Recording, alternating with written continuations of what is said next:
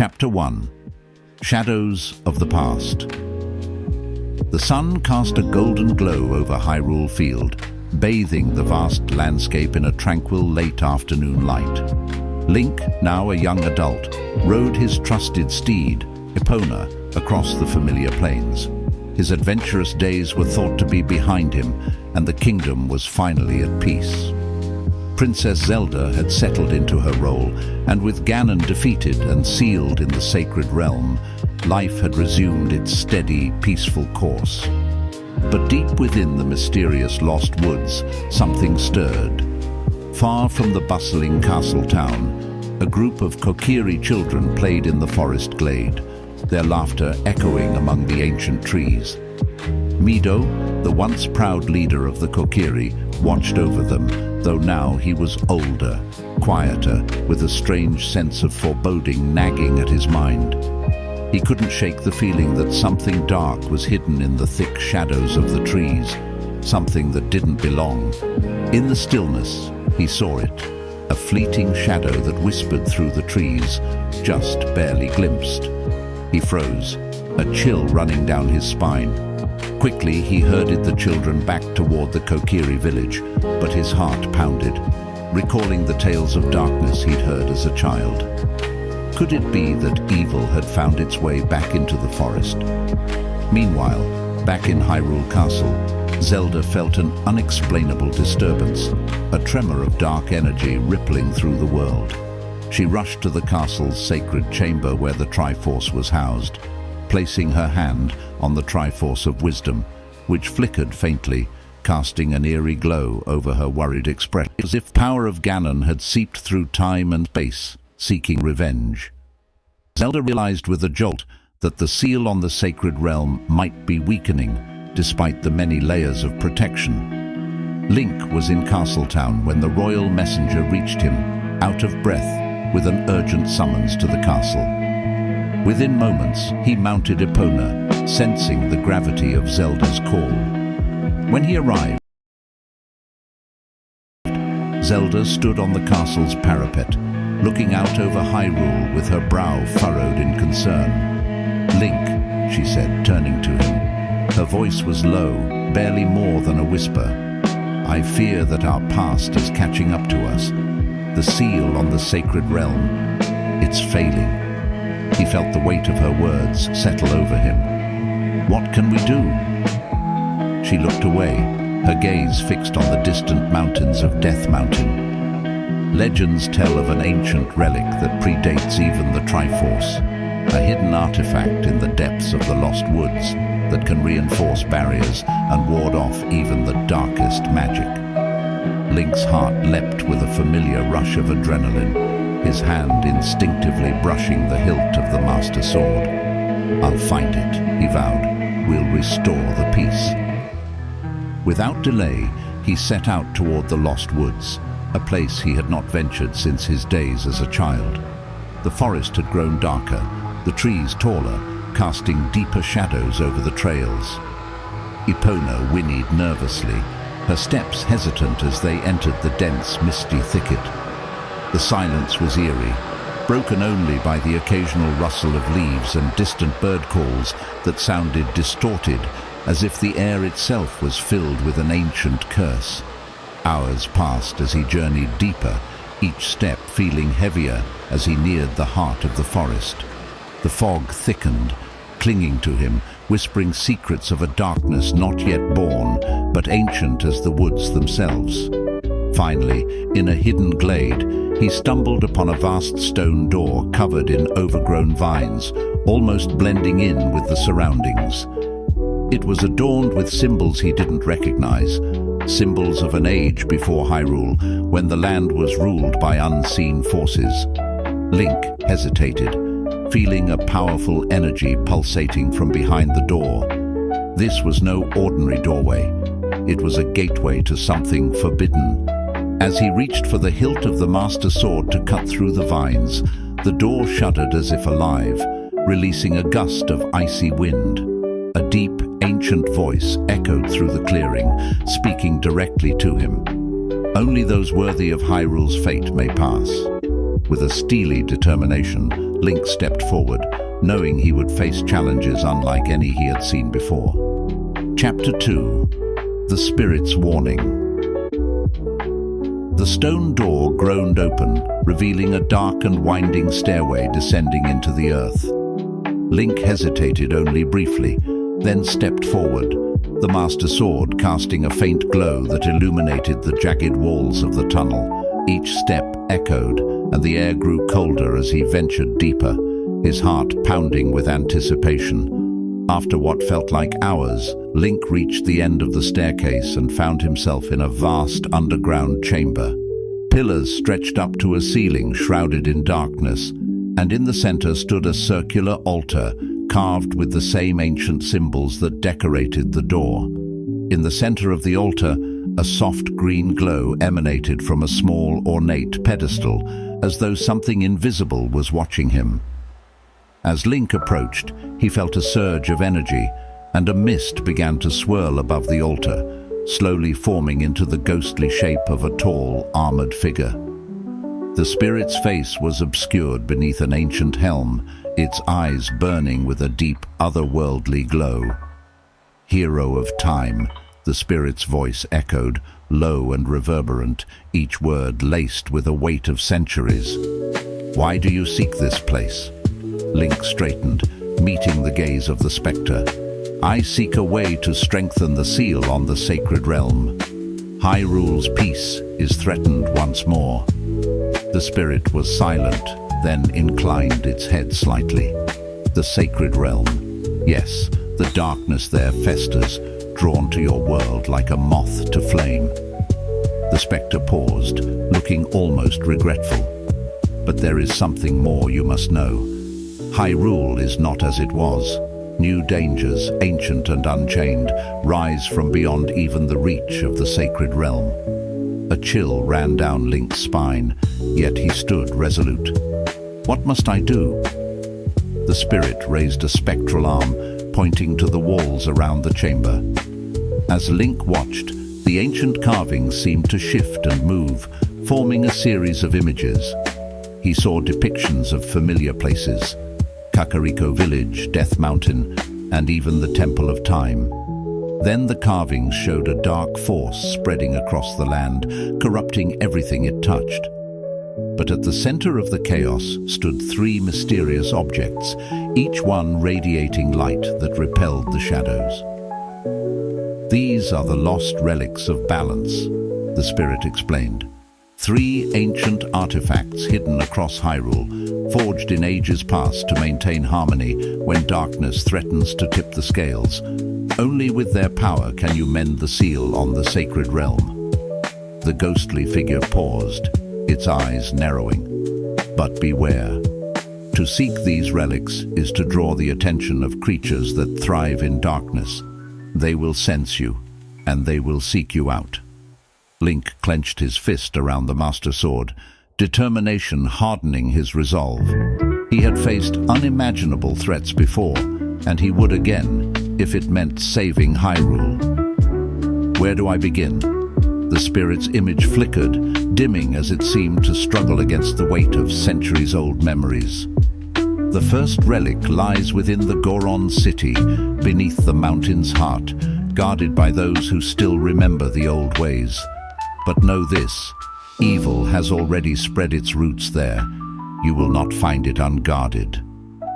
Before Link could ask more, the spirit's voice faded and its form dissolved, leaving only silence and the faint hum of the pedestal. With a final glance around the chamber, Link turned and ascended the stairs, feeling the weight of his new quest settle heavily upon him. When he emerged from the stone doorway back into the lost woods, the mist around him had thickened and the forest felt eerily quiet. He sensed the presence of something dark lurking in the shadows, a distant but steady pull of eyes watching his every move. Without wasting another moment, Link mounted Epona, who stood nearby, alert and anxious.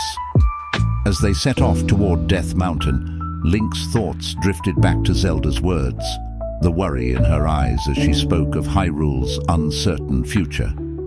He pushed forward, determined and aware of what lay ahead. For this journey would be unlike any he had taken before, and the fate of Hyrule hung by a thread. Chapter 3. The Descent into the Mountain. The path to Death Mountain was rugged and treacherous, even for Epona, who carefully navigated the narrow, rocky trails. As they approached the foot of the towering volcano, the heat of the mountain began to intensify, filling the air with the scent of sulfur. Link dismounted, giving Epona a reassuring pat. He knew the mountain's paths would be too dangerous for her from this point onward. Climbing the winding trail, he felt the oppressive heat and heard faint tremors beneath his feet. The mountain seemed alive, breathing with an ominous energy. Link pushed on, finally reaching Goron City, where the once lively caverns now felt eerily quiet. Torches lined the walls, casting long shadows that danced in the dim light.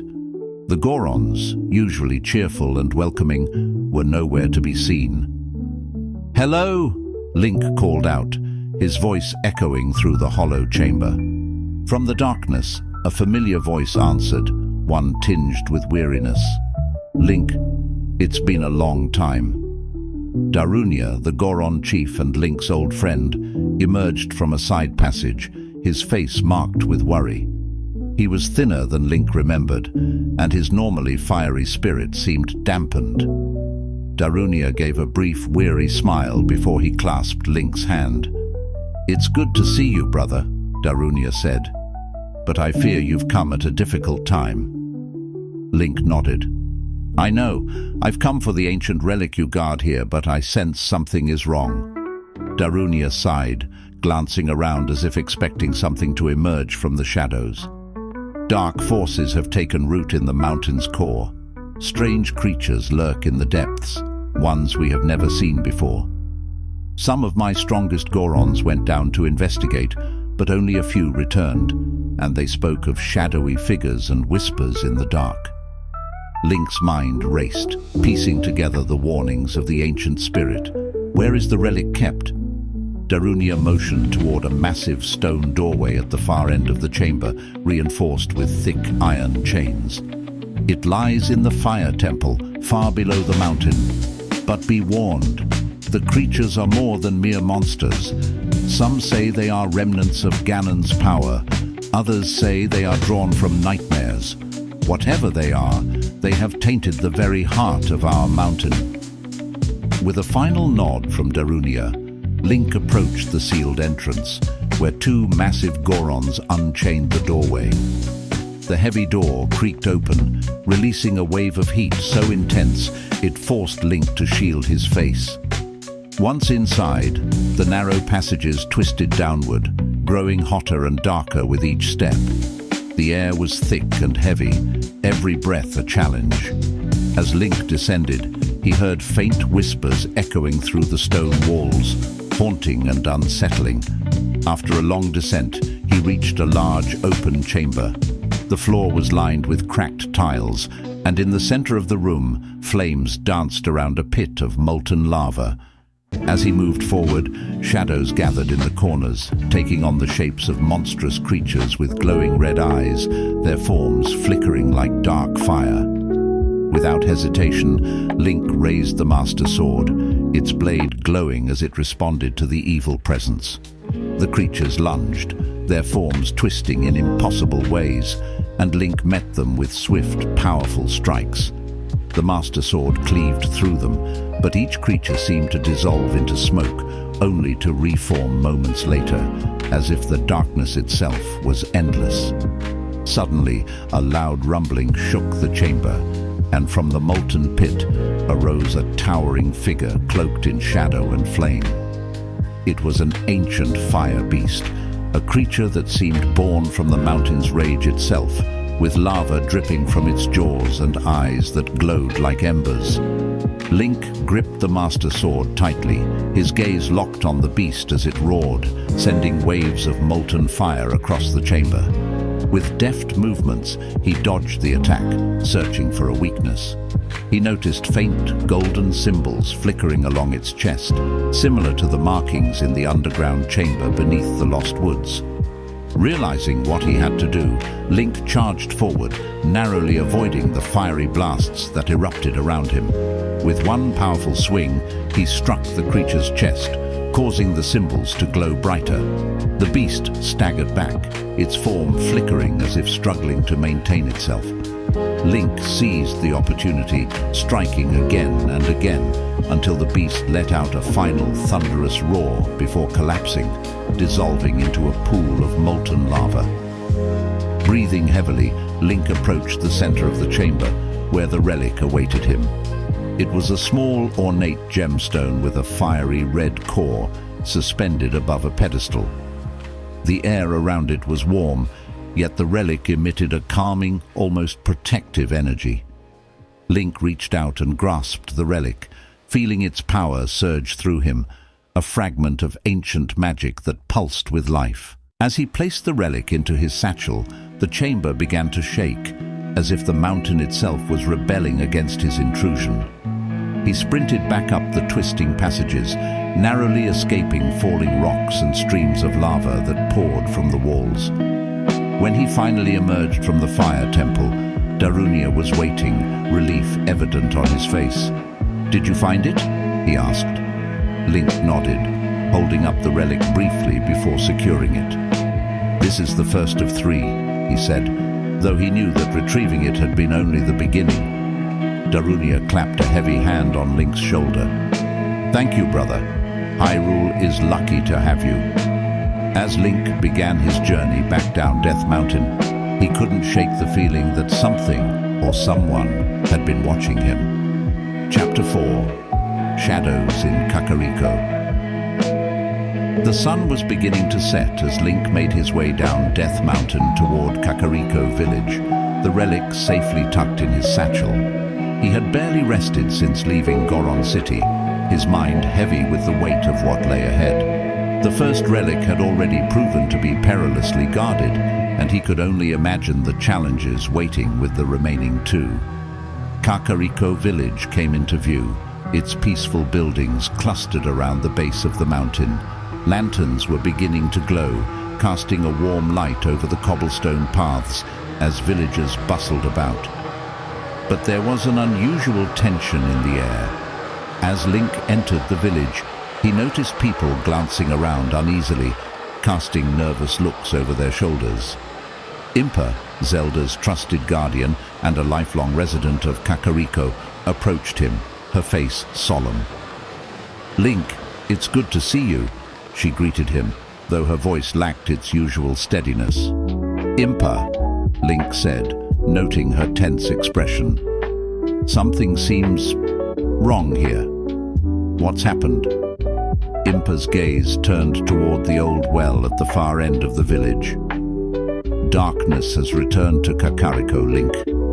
Strange things have been happening in the dead of night. Visions of shadowy figures, strange whispers. Some say the spirits of those buried here are restless. I believe it is something more sinister, something that may be connected to your quest." Link felt a chill run through him as he looked toward the well. He remembered it all too well from his younger days, a place connected to ancient shadows, filled with secrets better left undisturbed. He turned back to Impa. "The next relic. Could it be here, within the well?" Impa nodded. "It's possible. Long ago, the Shaika sealed away powerful artifacts in places where no one would dare to search. But if darkness has seeped into the well again, it won't be easy to retrieve it." Link's resolve hardened. "I'll do whatever it takes." Impa placed a hand on his shoulder, her expression a mix of gratitude and worry. "Be careful, Link. This well holds horrors unlike any you've faced before." With Impa's warning lingering in his mind, Link made his way to the well. The villagers watched in silence, murmuring prayers as he passed by. Standing at the well's edge, he peered down into its depths.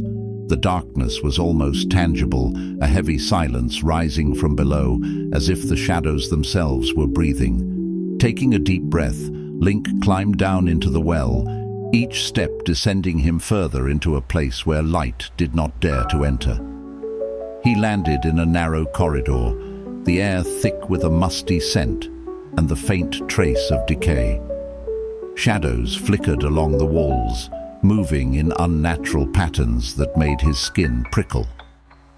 As he ventured deeper, strange whispers began to echo around him, faint voices murmuring in languages he did not understand. The passages twisted and turned, leading him deeper underground, where the air grew colder and the walls felt damp beneath his fingers. He could sense that he was drawing closer to something powerful and something deeply wrong. Finally, he emerged into a large, dimly lit chamber. At the far end stood a stone pedestal, upon which lay the second relic, an orb with a pale, ghostly glow, as if it were filled with the essence of spirits long departed. But guarding it was a tall, spectral figure cloaked in shadow, its form flickering in and out of view like a wavering flame. The figure turned to him, its hollow eyes locking onto his. When it spoke, its voice was like the scraping of metal against stone, deep and echoing, filled with an ancient, bitter resentment. "Who dares disturb the rest of the dead?" Link gripped the Master Sword tightly, his heart pounding. "I seek the relic. Hyrule is in danger, and I need it to restore balance." The spectral figure laughed, a hollow, chilling sound. "Balance? There is no balance here, hero of time, only death and shadows." The figure's hand raised, and dark tendrils of energy shot forth, twisting toward Link. Reacting quickly, Link dodged and struck with the Master Sword, its holy light slicing through the darkness. The figure recoiled, but it did not retreat. Instead, it began to split, forming three identical shadowy clones that encircled him. Link took a deep breath, calming his mind as he scanned his enemies.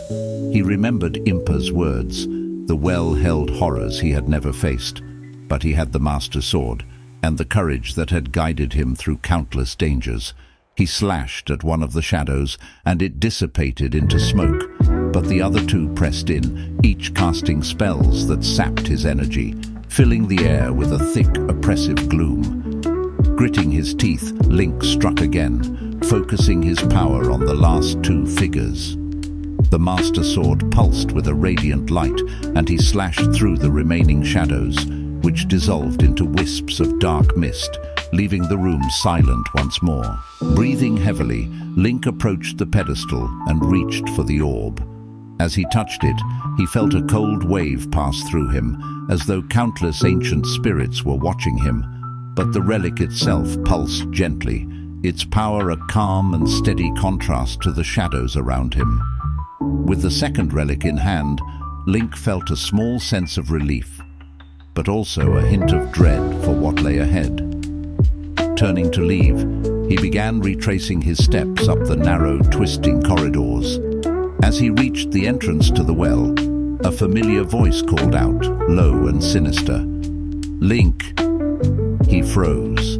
The voice was unmistakably that of Ganon, though faint and disembodied, as if echoing from another world. "You think you can keep the darkness at bay? Even with these relics, you are but a fleeting light in the void. I will return, and when I do, all of Hyrule will fall." Link's heart pounded, but he steeled himself. "I've stopped you before, Ganon, and I'll do it again." The voice faded, but the words lingered, sending a chill down Link's spine. Emerging from the well, he was greeted by the soft glow of morning in Kakariko, though the villagers watched him with apprehensive eyes, as if sensing the weight of his task. Impa approached, her expression grim. Link nodded, showing her the orb. But Ganon, he's still out there. Somehow his presence lingers. Impa's eyes narrowed. To 5. The bits was secure. Link set his sights on the desert colossus, the final destination in his quest for the ancient artifacts. The journey to the Gerudo Desert was a long one, crossing open plains, harsh canyon trails, and finally, the arid heat of the desert sands. As Link left Kakariko village, he felt the weight of his journey.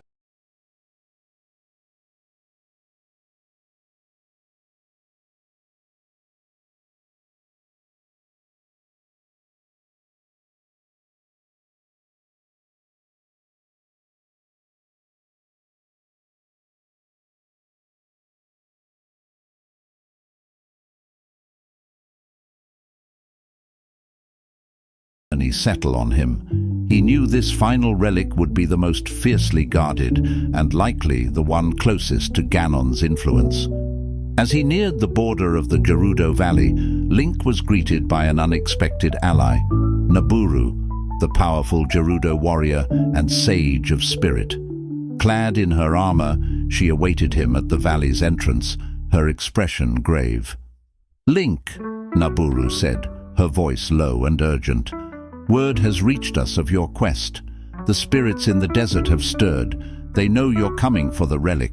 This relic, it's tied to ancient forgotten magic, and there are creatures here that even I have never dared confront." Link nodded, aware that this journey would push him to his limits. "I know the risks, Nabooru, but I must retrieve it.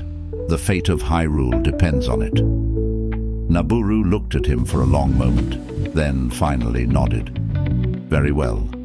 The path to the desert colossus is treacherous, even for one as skilled as you. I'll guide you as far as I can, but beyond that..." Her voice trailed off as she glanced toward the shifting sands of the desert. "It will be up to you." The two traveled in silence, passing through Gerudo Valley's narrow canyons and crossing its infamous wooden bridge, which swayed under their feet. The sands of the Gerudo Desert stretched before them, vast and intimidating, the scorching sun hanging low in the sky. As they stepped onto the sand, Nabooru stopped, a warning glint in her eyes. "This desert is alive, Link. The spirits of those who sought power here and failed, they still linger. Beware of the mirages. Many have been lost, following visions of water or familiar faces that lead them deeper into the sands, never to return." With that, she offered a final nod and turned back toward Gerudo Valley, leaving Link alone in the silent, scorching wasteland. As he pressed forward, the heat grew oppressive, blurring his vision and making the horizon appear distorted. The sandstorm winds picked up, whipping grains of sand against his face and obscuring his path. Hours passed as Link navigated the seemingly endless dunes, using his shield to block the brunt of the sand's assault. He kept his gaze forward, his mind set on reaching the desert colossus, the ancient statue that loomed somewhere in the heart of the desert. Suddenly, he spotted a figure in the distance, a young woman, her face obscured by a veil, beckoning to him. She seemed familiar, and for a fleeting moment, he thought it might be Zelda, lost and calling for him. But as he took a step toward her, her figure began to fade, dissolving into a swirl of sand. He stopped, realizing with a shiver that he was staring at a mirage, a trick meant to lure him astray. Focusing his energy, Link continued through the sands, each step drawing him closer to the heart of the desert. At last, he saw it, the desert colossus, an immense stone statue half buried in the sands, its gaze turned toward the far horizon. Link approached with reverence, feeling the ancient power radiating from the statue, as if it were silently watching him. Beneath the statue's watchful gaze lay the entrance to the Spirit Temple. The stone doors, carved with intricate symbols of the Sheikah, were partially open, revealing a dark passage within.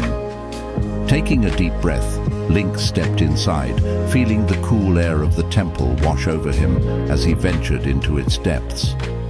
The interior of the spirit temple was vast and silent, lit by torches that burned with a strange pale blue flame. The walls were adorned with ancient carvings depicting the history of the Gerudo, their long lineage intertwined with powerful magic and distant realms. As he walked deeper, Link felt a strange pressure in the air, as if unseen eyes were watching him from every shadow. He soon reached a grand hall, where a colossal statue of a Gerudo warrior stood guard, its arms crossed over its chest, a spear held upright in one hand. At the statue's feet, an altar glowed faintly, and upon it lay the third relic, a crystalline amulet pulsing with a dim, eerie light. But as Link approached, a voice echoed through the hall, cold and venomous. "So, the hero of time has come to steal from the dead." The shadows coalesced, forming the twisted figure of a dark sorcerer, cloaked in black with a mask concealing his face. His eyes glowed with malice as he stepped forward, his gaze fixed on Link with a look of bitter resentment. "This relic belongs to the shadows, hero. It will do you no good in the light," the sorcerer sneered, raising his hand to summon a dark, swirling vortex that pulsed with foul energy. Link raised his shield, barely deflecting the surge of dark magic. He steadied himself, summoning the Master Sword's power as he charged forward. But the sorcerer vanished, reappearing with a mocking laugh on the other side of the hall. "Do you think you can defeat me so easily?" he taunted, raising his hands to unleash a swarm of shadow creatures that lunged at Link with glowing red eyes and razor-sharp claws. Link fought with all his strength, the Master Sword cleaving through the creatures in quick, decisive strikes. But as each creature fell, another took its place, the darkness seemingly endless. Finally, with a burst of light from his sword, he drove the creatures back, casting the room in a brief, holy glow that banished the shadows. The sorcerer, undeterred, drew a dark, twisted blade and rushed at Link. The two clashed in a fierce duel, sparks flying as their blades met again and again, filling the temple with the clang of metal and the hiss of dark magic. Link parried the sorcerer's strikes, each one heavier and darker than the last, until finally, with a swift maneuver, he struck the sorcerer's mask, shattering it. The sorcerer staggered back, revealing a twisted, shadowy visage, eyes burning with a deep, ancient hatred. With a final roar, he lunged at Link, but the Master Sword glowed with a blinding light as Link brought it down in a powerful arc, cleaving through the dark figure. The sorcerer let out a scream as his form dissolved into nothingness, leaving only silence in his wake. Exhausted, Link approached the altar. He reached out and grasped the relic, feeling its strange, ethereal warmth spread through him. With all three relics in his possession, he felt a surge of hope, but also a sharp twinge of dread. The voice of Ganon, though faint, seemed to echo in the back of his mind. Clutching the relic, Link left the temple, emerging back into the desert sands. As he gazed at the darkening sky, he knew the final battle loomed ever closer. His journey back to Hyrule Castle would be swift, but he sensed that Ganon's presence had grown stronger, waiting patiently for him to arrive. The fate of Hyrule rested in his hands, and he could not fail. Chapter 6. The Gathering Storm. The relics glowed faintly in Link's satchel as he approached Hyrule Castle, a sense of urgency propelling him forward. The air grew thick and cold as he neared the grand fortress. Hyrule, once bathed in golden light, now felt shadowed, as though something dark loomed just beyond sight. He glanced up at the castle, where Princess Zelda awaited him, her silhouette visible at the highest tower. As he entered the castle gates, Zelda was there to greet him, her face drawn with concern. She led him through the winding corridors to the sacred chamber, where the Triforce of Wisdom rested. Together, they carefully placed the three relics on an ancient stone altar, each one resonating with a different energy. The fiery warmth of the Fire Temple relic, the eerie glow of the Spirit Temple relic, and the cold aura of the relic from the well in Kakariko. Zelda turned to him, her voice steady but troubled. "Link, I've studied the ancient texts, but nothing fully prepares us for this. These relics should amplify the power of the Triforce, fortifying the seal on the sacred realm." Her voice dropped, her eyes flashing with a hint of fear. "But I sense something else, a presence lurking, stronger than ever." Link nodded, his hand instinctively reaching for the Master Sword.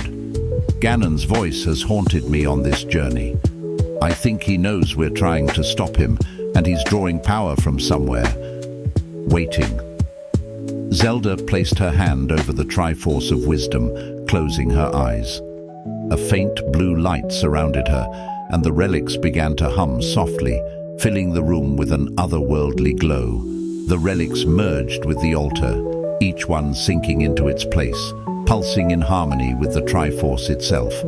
But as the relics completed their binding, the ground trembled, and a chilling, familiar laughter filled the air.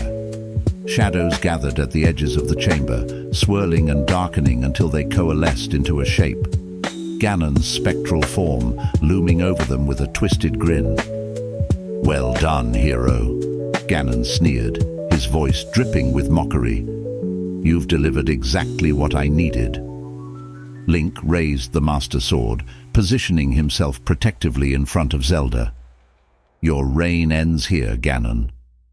Ganon's laughter echoed, the shadows around him thickening.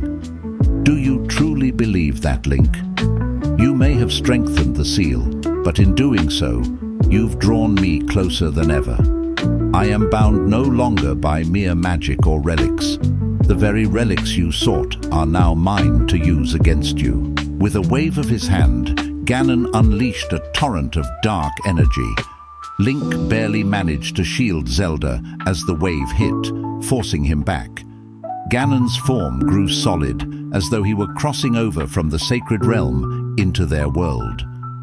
Zelda cried out, channeling her power into a protective barrier around them. "Link, we have to hold him here. If he fully crosses into Hyrule, all of Hyrule will be lost." Link nodded, his grip on the Master Sword tightening. "Then we end this now." Ganon's eyes blazed and he lunged forward, dark energy swirling around him like flames. Link met him with a powerful swing of the Master Sword, their weapons clashing in a blinding flash of light and shadow.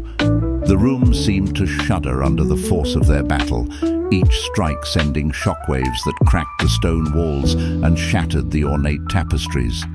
Zelda stood back, her hands raised as she channeled the power of the Triforce of Wisdom, weaving spells to weaken Ganon's form and keep his power at bay. But Ganon's dark energy was relentless, a storm that could not be contained. He taunted them as he fought, his voice filled with venom. "You think your bonds can hold me? I am beyond your mortal powers.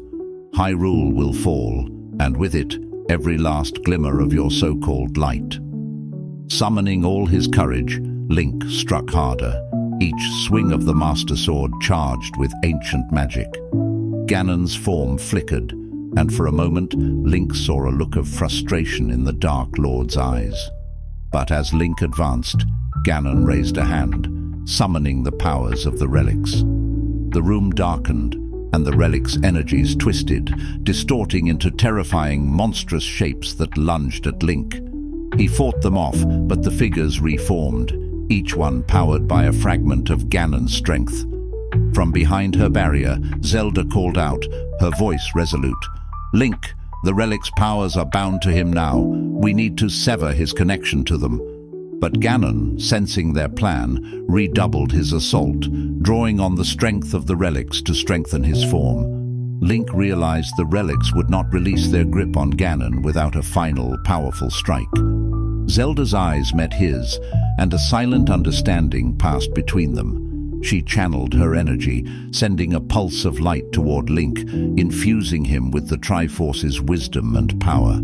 Empowered, Link raised the Master Sword high, feeling it blaze with an intensity he had never felt before. "This ends here, Ganon."